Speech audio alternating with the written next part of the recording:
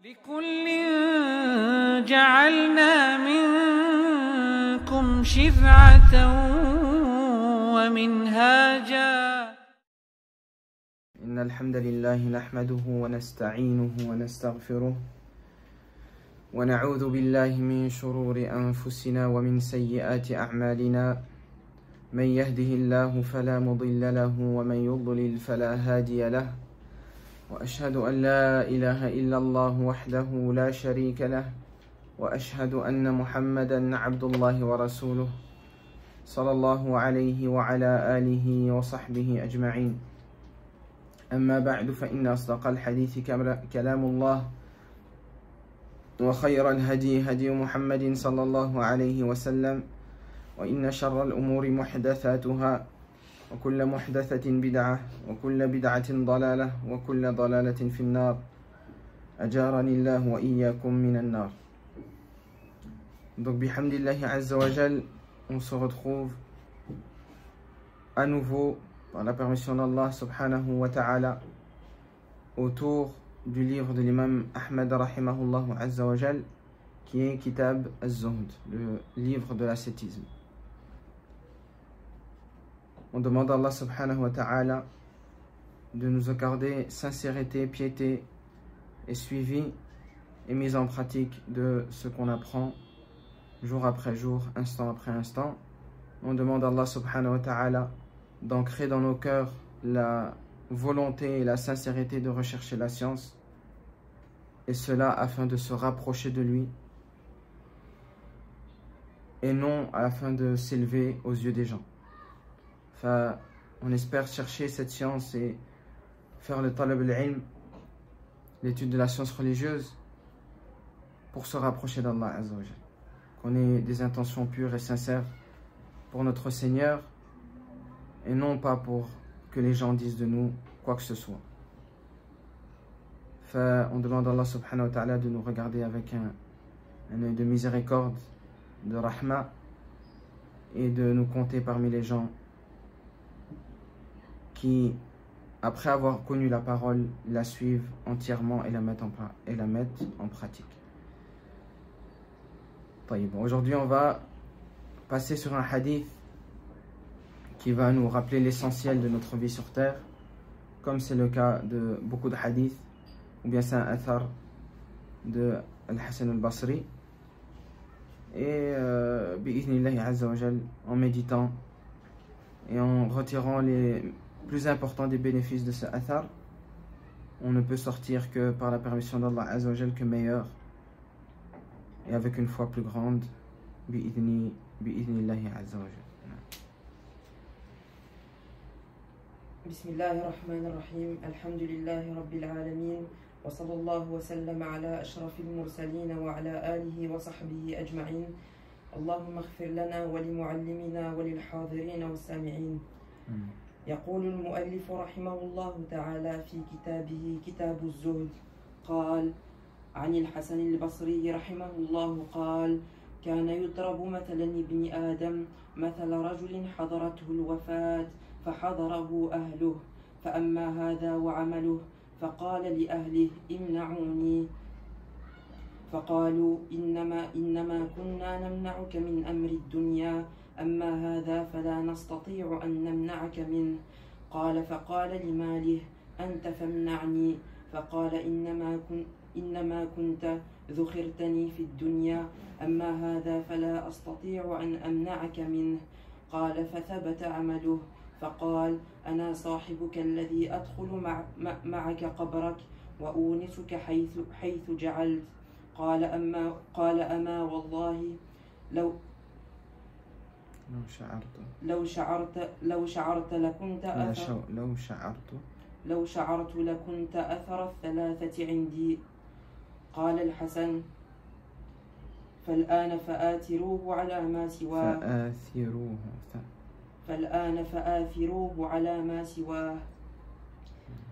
Al-Hasan al-Basri rahimahullah a dit: l'être humain est semblable à un homme dont la mort est arrivée. Alors sa famille l'entoure. Quant à lui et son œuvre, il dit à sa famille: protégez-moi. Ils répondent: nous te protégions seulement dans les affaires de ce bas monde, mais pour cela, la mort, nous ne pouvons pas te protéger. Puis il s'adresse à ses biens. C'est à vous de me protéger. Ils disent, tu ne faisais que nous amasser dans ce bas monde, mais pour cela, nous ne pouvons rien faire pour toi. Alors son œuvre demeure et lui dit, c'est moi ton compagnon, je descendrai avec toi dans ta tombe et je t'accompagnerai là où tu seras placé. Il dit, j'aurais été attentif. Si j'aurais été attentif à cette réalité, je t'aurais fait devancer avant ma famille et mes biens. Al-Hassan al-Basri dit, maintenant donc, donnez-lui la priorité à l'œuvre et persévérez en elle plutôt qu'en toute autre chose. Non. Ici, l'imam Al-Hassan al-Basri, rahimahullah azza wa jal, il nous parle de le moment de quitter ce bas monde. Taïb. Comme il est venu dans le hadith du prophète sallallahu alayhi wa sallam, c'est dans le prophète sallallahu alayhi wa sallam, ça va dans le même sens. إذا دفن ابن آدم, quand l'être humain il est enterré, يتبعه أهله وماله وعمله. Trois choses qu'il suit. Ses biens, sa famille et ses actions. فإثنان يرجعان. Il y en a deux qui retournent et qui ne restent pas avec lui dans sa tombe. Les deux qui retournent, c'est sa famille et ses biens. Ce qui reste avec toi, c'est tes actions.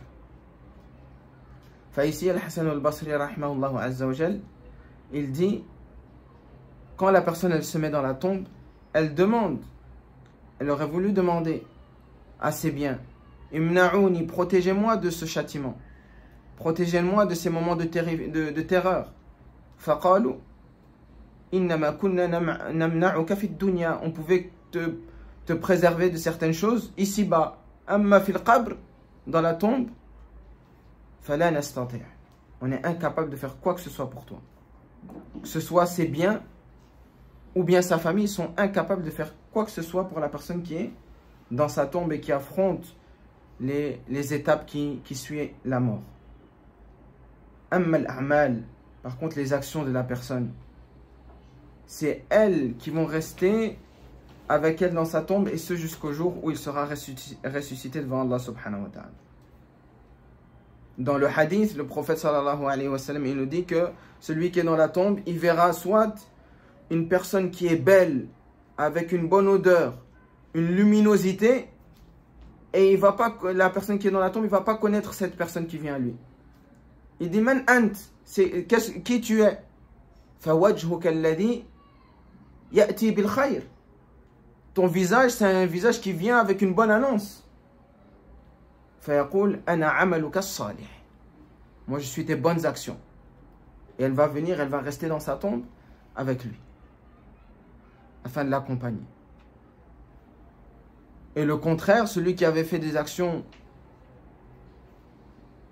trop d'actions de mal, qui n'avait pas, qui ne s'était pas concurrencé dans le bien ici-bas, c'est un homme qui a un visage terrifiant qui vient vers lui. Un visage qui fait peur, terrifiant, qui fait trembler les âmes. Et quand il va venir dans sa tombe, il va dire, Man ant, t'es qui toi? Fawajhuka alladhi ya'ti bishar. Ton visage, c'est un visage qui vient avec le mal, la terreur. Et il va lui dire, je suis tes mauvaises actions. Et il sera là pour rester avec cette personne. Fal-a'mal, les actions, c'est ça qui va être soit une source d'apaisement, de joie dans la tombe, déjà dans la tombe, avant même l'au-delà, dans la tombe, ou bien une source de terreur, de peur, d'effroi dans la tombe de la personne. Et ce, du moment où il meurt, et il rentre dans sa tombe jusqu'à ce qu'il soit ressuscité le jour du jugement. Fal-aqil, celui qui est intelligent, c'est celui qui va agir pour que la personne qui reste avec lui, c'est une personne qui appelle au bien, qui le tranquillise. Pas une personne qui vient avec le char et qui le fait peur et qui le terrifie pendant tout son temps où ce qu'il est dans Al-Barzakh, dans la vie entre la mort et le jour de la résurrection. Taïb. C'est pour ça qu'à la fin, Al-Hassan al-Basri dit quoi? فَآثِرُوهُ عَلَى مَا سِوَاهُ الْآنِ. Quand vous savez ça, et que vous êtes conscient de ça, et que vous croyez en ça, c'est maintenant qu'il faut le faire devancer aux deux autres qu'on a cités. Les biens, la famille. Taïb. Il faut faire devancer l'amal devant tout. Allah subhanahu wa ta'ala dit Inna min awladikum min azwajikum wa awladikum fitna fahdharuhum.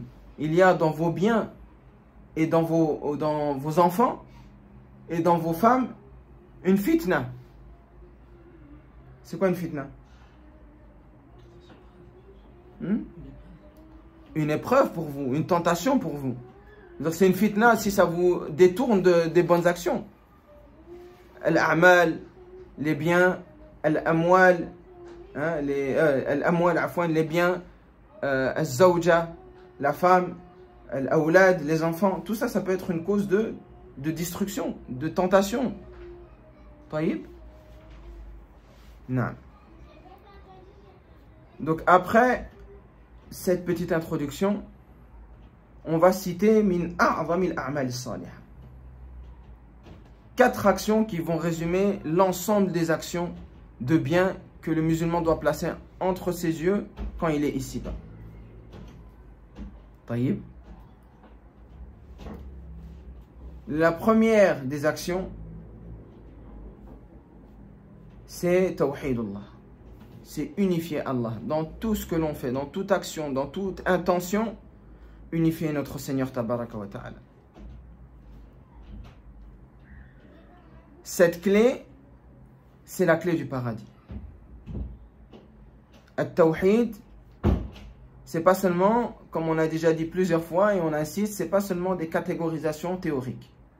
C'est des choses qui se pratiquent dans la vie et qu'on voit à travers chaque action dans notre existence. Chaque chose que l'on fait, chaque mouvement, chaque action, elle est régie par le tawhid. Ça veut dire qu'on fait ça seulement pour Allah subhanahu wa ta'ala.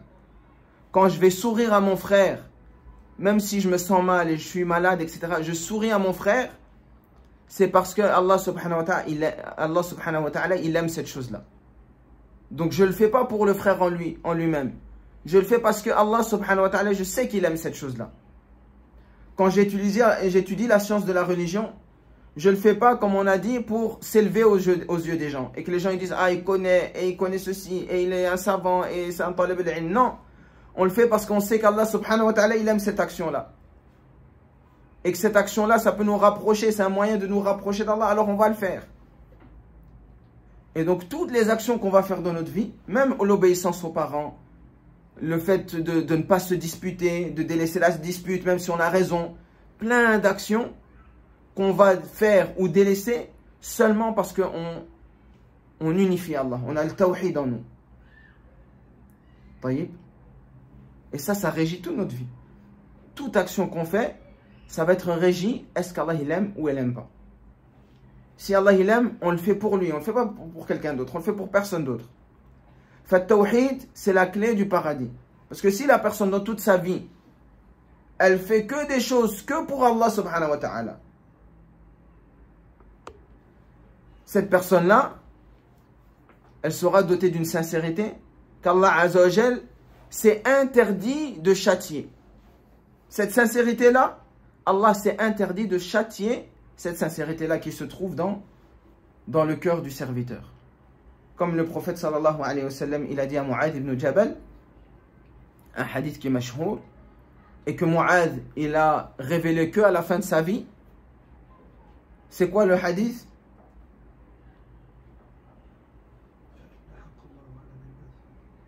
Il a demandé à Mu'adh, Ya Mu'adh, atadri ma haqqullahi ala al-ibad? Oh Mu'adh, est-ce que tu connais le droit d'Allah sur ses serviteurs? Donc le droit d'Allah sur ses serviteurs. Wa haqqul ibadi ala Allah, et le droit des serviteurs sur Allah. C'est-à-dire qu'Allah a un droit sur nous, et les serviteurs, ils ont un droit sur Allah. Il dit Allahu wa rasuluhu a'lam. Après le prophète sallallahu alayhi wa sallam, il dit Haqqullahi ala al-ibad, le droit d'Allah sur ses serviteurs, an ya'buduhu wa la yushriku bihi shay'a.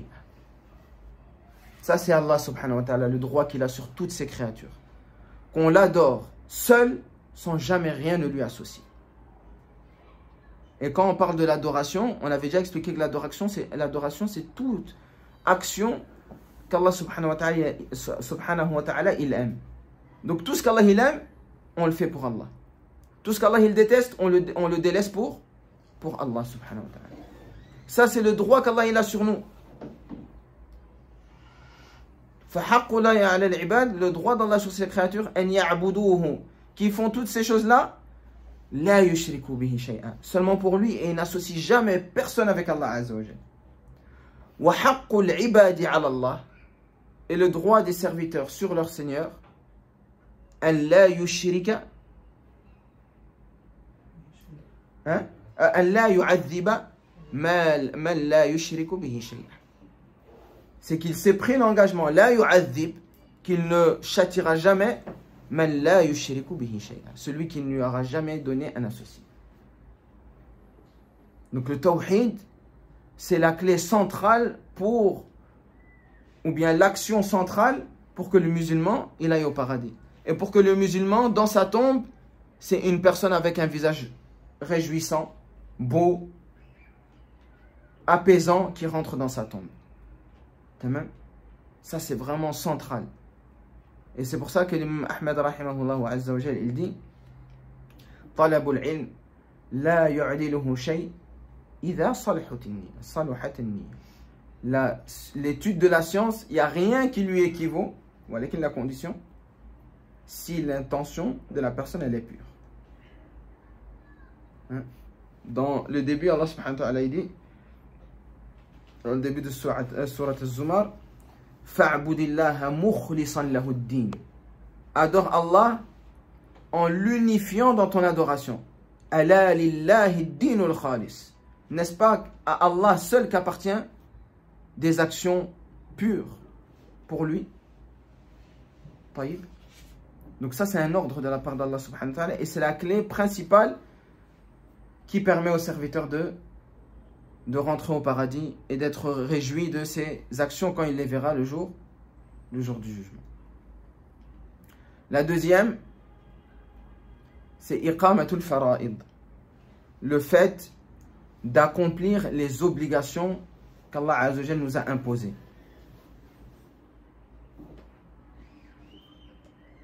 Accomplir les obligations qu'Allah subhanahu wa ta'ala il nous a imposées. Comme il est venu dans le hadith al-Qudsi, où le prophète sallallahu alayhi wa sallam il dit, le hadith de Mu'ad, il est rapporté par Al-Bukhari et Muslim. Le hadith Qudsi que je vais dire ici, il est rapporté par l'imam Al-Bukhari selon Abu Huraira radiyallahu ta'ala anhu. Il dit, Ma taqarraba ilayya abdi bi shay'in ahabba ilay mimma aftaradtuhu alayh. Il n'y a pas une chose par laquelle le serviteur il veut se rapprocher d'un moi qui m'est plus aimé que ce que je lui ai rendu obligatoire. Je raccourcis. Si la personne elle veut se rapprocher d'Allah par une chose qu'Allah il aime le plus, c'est parce qu'Allah Azza wa Jalla nous a rendu obligatoire.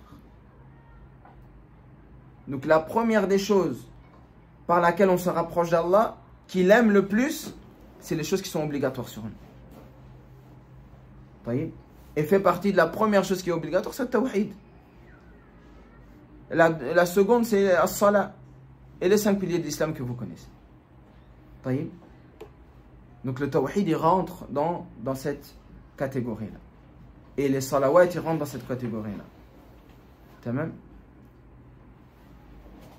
Donc ça, c'est le fara'id. On a même demandé au prophète sallallahu alayhi wa sallam, Ma afdalul a'mal, c'est quoi la meilleure des actions? Il dit as-salatu fi waqtiha, accomplir la prière dans son temps. Donc ça, la première des choses, ou bien ici c'est la seconde, c'est le fait d'accomplir les obligations qui sont imposées par Allah subhanahu wa ta'ala, comme action, mais comme connaissance aussi. Si le tawhid était obligatoire, La connaissance de c'est quoi le tawhid était aussi obligatoire.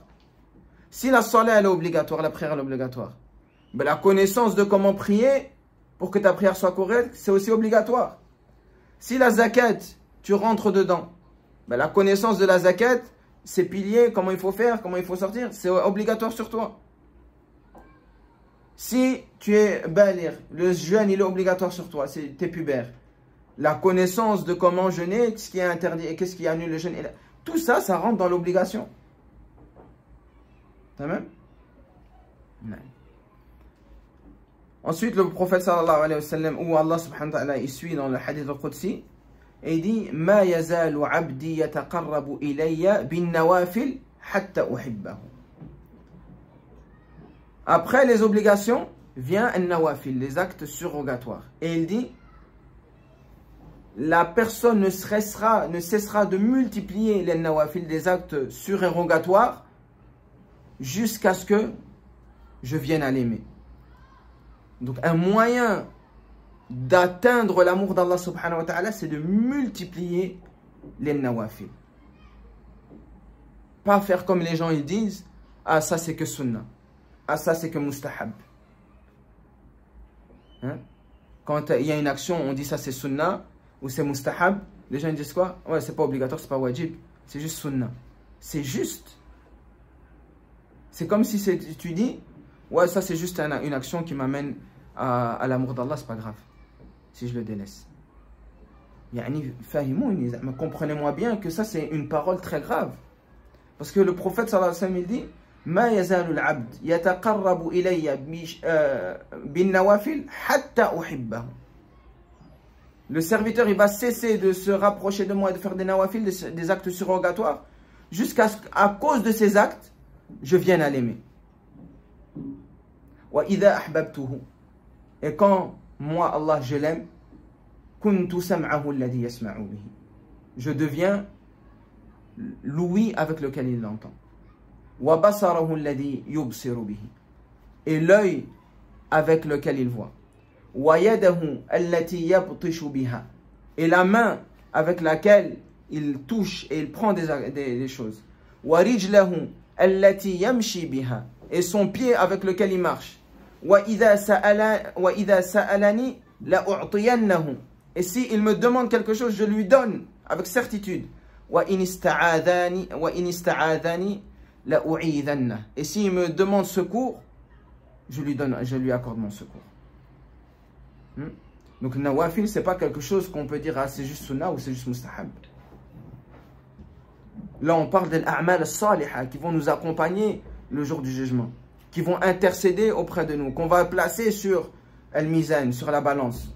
On ne peut pas dire c'est juste mustahab. C'est pour ça que les compagnons radiallahu anhum, quand le prophète sallallahu alayhi wa sallam faisait quelque chose, même juste mettre son pied quelque part, ils mettaient leur pied au même endroit. Dès qu'il faisait quelque chose, il faisait la même chose que le prophète sallallahu alayhi wa sallam. Quand ils étaient en prière, le prophète sallallahu alayhi wa sallam, il enlève ses chaussures. Directement les sahaba, ils font quoi? Ils enlèvent leurs chaussures. Dès qu'il y avait quelque chose, ils faisaient la même chose que le prophète sallallahu alayhi wa sallam. On aurait pu dire, ouais, mais c'est mustahab, c'est pas obligatoire. Non, eux, ils n'étaient pas dans ce délire-là. Eux, ils voulaient et ils savaient que leur action, c'est ça qui va les amener l'apaisement, la sérénité, déjà avant d'attendre le qiyam. Et le jour du jugement, ce qu'on va peser, c'est quoi? Yuzanu a'mal al-ibad, on va peser les actions des serviteurs. Tamam? Donc, an-nawafil, comme c'est un moyen d'atteindre l'amour d'Allah subhanahu wa ta'ala, elles sont d'une importance immense, subhanallah al-azim. Naam.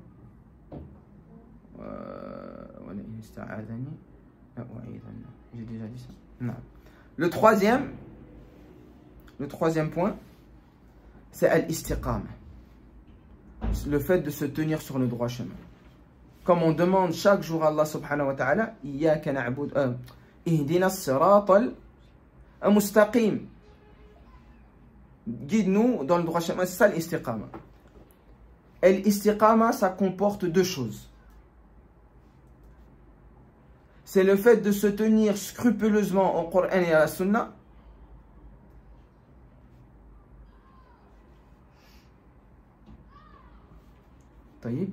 Se tenir scrupuleusement au Coran et à la Sunna, de mettre en application ce suivi et de tenir cette application toute notre vie. طيب.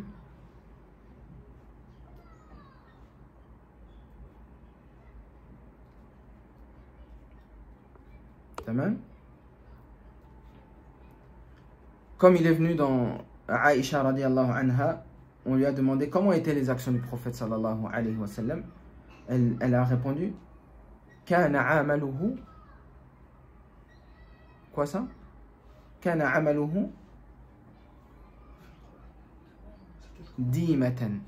Kana amaluhu dimatan. Ces actions, elles étaient toujours continuelles. C'est-à-dire qu'il ne s'arrêtait jamais, il n'y avait pas d'inqita. C'était des actions continuelles. Comment on dit ça? Constantes. C'était des actions constantes. Kana amaluhu dimatan. Ces actions étaient constantes. Et le prophète sallallahu alayhi wa sallam, en parlant justement de cette constance, il dit Ahabbul a'mali ila Allah, les actions les plus aimées d'Allah, adwamuha, c'est celles qui sont les plus constantes. Wa inqal, même si elles sont en petite quantité.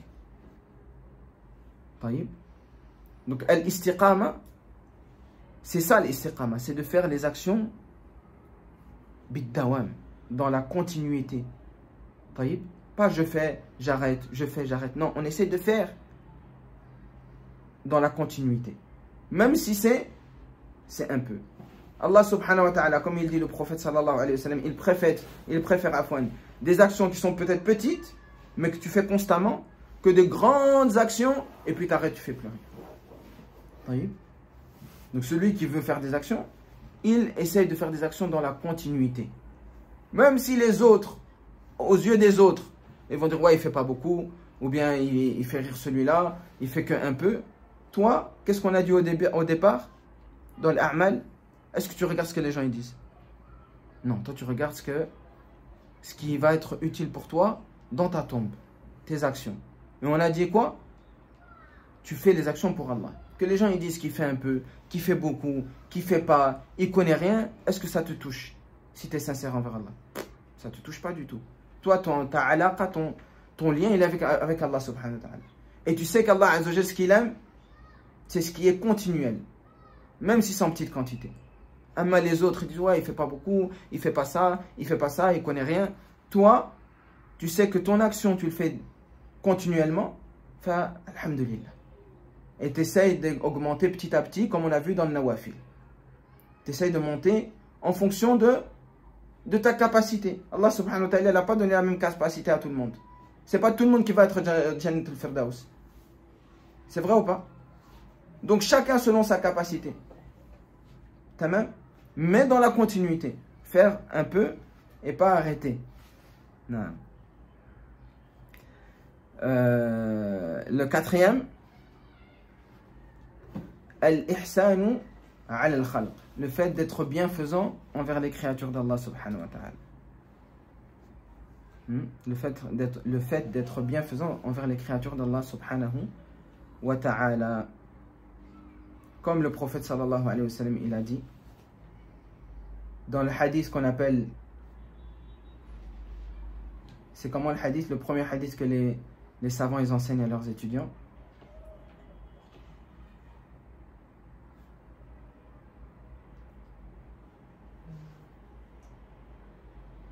Faut réviser, hein. Al-musalsal bil awwaliyya. En plus, ça se dit comme ça. Al-musalsal est celui qui se transmet bil awwaliyya, en premier. Al-musalsal bil awwaliyya. C'est quoi le hadith? Ar-rahimun yarhamuhum ar-rahman. Les miséricordieux, c'est-à-dire ceux qui font miséricorde aux créatures d'Allah, Allah subhanahu wa ta'ala leur fera miséricorde. Taïb. Yarhamu man fil ard, yarhamukum man fis sama. Faites miséricorde à ceux qui sont sur la terre, et celui qui est dans les cieux, il vous fera miséricorde. Hein? Dans un autre hadith, le prophète sallallahu alayhi wa sallam nous dit Ahabbun nasi ila Allah, les gens les plus aimés d'Allah, anfa'uhum linnas. C'est ceux qui sont les plus utiles aux gens. Donc si tu veux être une personne qu'Allah il aime, tu dois être utile autour de toi. Hein? Utile avec ce que tu as. Si tu as une science, sois utile autour de toi. Et c'est triste parfois que des gens ils ont étudié la religion d'Allah Azza wa Jal. Il n'y a personne dans leur entourage qui enseigne la religion. Eux ils ont étudié, mais ils n'enseignent pas. Ils laissent les gens comme ça dans l'ignorance. Alors que la meilleure des personnes, c'est celle qui est celle qui aide les gens. Et il n'y a pas de meilleur de meilleur bienfait et de meilleure aide que d'enseigner aux gens les causes qui leur permettent d'avoir des bonnes actions, qui leur permettent de se rapprocher d'Allah et de se sauver de l'enfer et de rentrer au paradis. Il n'y a pas meilleur que ça. Enfin, quand tu possèdes une science, tu la transmets pour faire partie des meilleurs des gens. Quand Allah subhanahu wa ta'ala il te voit, il est satisfait de toi. Également, le prophète sallallahu alayhi wa sallam il dit dans le suite du hadith wa ahabbul a'mali ila Allah sururun tudkhiluhu fi qalbi akhik. Et la meilleure des actions qu'Allah il aime, c'est de faire rentrer la joie dans le cœur de ton frère. Donc ça parle toujours de faire être bienfaisant envers les créatures d'Allah subhanahu wa ta'ala. En espérant par cela quoi? Est-ce qu'on vise la créature en elle-même? Est-ce que je fais rentrer la joie dans le cœur de Omar pour lui-même? Non. Je le fais rentrer pour mardatullah, pour l'agrément d'Allah Azza wa Jalla. C'est ça le tawhid qu'on a dit. Le tawhid, c'est ça qui va recouvrir toutes ces actions qu'on va dire. Je ne le fais pas pour la personne. Comme Ibn al-Qayyim rahimahullah azza wa jalla disait, la ahada yuhabbu li dhatihi, il n'y a pas une personne qu'on aime pour sa personne illallah. Il n'y a qu'Allah azza wa jalla qu'on nuhibbuhu li dhatihi, qu'on l'aime pour lui, pour ce qu'il est, pour sa personne.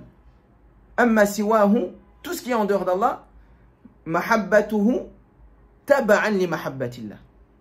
Tout ce qui est en dehors d'Allah, on l'aime parce que Allah il l'aime. On l'aime pas pour la personne en lui-même. On l'aime parce que Allah Azza wa Jalla l'aime. Donc la seule personne qu'on aime li dhatihi pour lui-même, c'est qui? C'est Allah. Tout le reste des créatures, on les aime taba'an li mahabbatillah. On les aime parce qu'Allah il les aime. C'est le cas même du prophète sallallahu alayhi wa sallam. On l'aime pas parce que c'est le prophète. On l'aime parce que c'est Khalilullah. C'est la personne que Allah il a préférée. C'est pour ça que nous on le préfère. Et les sahaba c'est la même chose. Les pieux c'est la même chose. Les salaf, il a khiri. On aime personne li dhatihi, pour sa personne. On l'aime taba'an li mahabbatillah. Parce qu'Allah subhanahu wa ta'ala il aime ses sifat ou ses caractéristiques ou cette personne-là. C'est pour cela que également, je vais raccourcir Inch'Allah parce que ceux qui seront sous l'ombre d'Allah Azza wa Jal, il y aura deux personnes qui se sont aimés pour Allah. Ils ne sont pas aimés parce qu'ils se trouvent gentils, non, ils se sont aimés pour Allah. Ça veut dire quoi? Ça veut dire qu'ils se rappelaient Allah en se voyant. C'est-à-dire quand la personne te rappelle Allah, elle te rappelle l'au-delà, tu vois qu'elle te pousse à être meilleur, tu vas l'aimer. Mais est-ce que tu l'aimes pour lui-même? Pour ses belles paroles? Non, tu l'aimes parce qu'elle te rapproche d'Allah Azza wa Jal. Et la preuve de ça, c'est quoi? C'est que si il n'y a plus ce bénéfice-là envers lui, il commence à changer, il commence à faire des péchés, eh bien toi, tu vas plus rester avec lui. Ou bien tu vas moins le fréquenter. Pourquoi? Parce que son amour, il n'était pas fidatihi pour lui-même. Il était pour ce que ça t'amène vis-à-vis d'Allah Azza wa Jal. Et une qa'ida, une règle que l'imam Ibn al-Qayyim également il a donnée concernant as-suhba, la compagnie, c'est quand une personne elle t'est utile dans rien dans ta religion, tu la délaisses. Si j'ai aucun bien à retirer de cette personne-là dans ma religion, c'est quoi le bien que je vais retirer? Rien. Tamam? Comme on a vu, l'a'mal as-salihah, c'est ce qui va rester avec nous. Et on termine avec le dernier point, qui est le quatrième. C'est ça? Cinquième. C'est talabul ilm. Le fait d'étudier la science religieuse. Et tout ce qu'on a dit avant, c'est pour ça qu'on a fait un sandwich. Le premier, c'était le tawhid. C'est ce qui va recouvrir tout. Et ce qui va venir regardez comment je fais le truc. Faites un dessin. Vous avez, c'est comme un sandwich, ça vous parle, ou bien un burger. Vous avez le tawhid, c'est la couche au-dessus. C'est ça qui va recouvrir tout ce qui est en dessous de ça. Et ce qui va permettre à tout ce qui est en dessous du tawhid de rester et d'être stable, c'est le ilm. C'est ça qui va nous permettre de compresser tout pour que ça reste stable. Quand vous mangez, je vous donne un exemple, comme ça vous comprenez, c'est quand vous mangez, un burger, si vous pressez pas sur le haut et le dessus, qu'est-ce qui se passe avec la nourriture qui est en dessous? Elle part dans tous les sens. Pour que ça reste thabit, stable, à l'intérieur, faut faire quoi? Il faut tenir fort le au-dessus et le en dessous. Tu fais comme ça, tu croques, là ça reste. Ça là. Taïb. Eh ben, ça c'est la même chose avec le tawhid qui est au-dessus. Et le ilm qui vient recouvrir le tout pour que tout ce qui reste entre les deux, ce soit thabit, ça ne bouge pas. C'est un exemple que je donne pour qu'on puisse comprendre. Naam. Naam. Et dans cela, Allah subhanahu wa ta'ala, il a révélé à son prophète sallallahu alayhi wa sallam, dans ce que l'imam al-Bukhari il a rapporté dans son livre Bab al-ilm qabla al-qawli wal-amal. Qu'est-ce qu'Allah subhanahu wa ta'ala dit?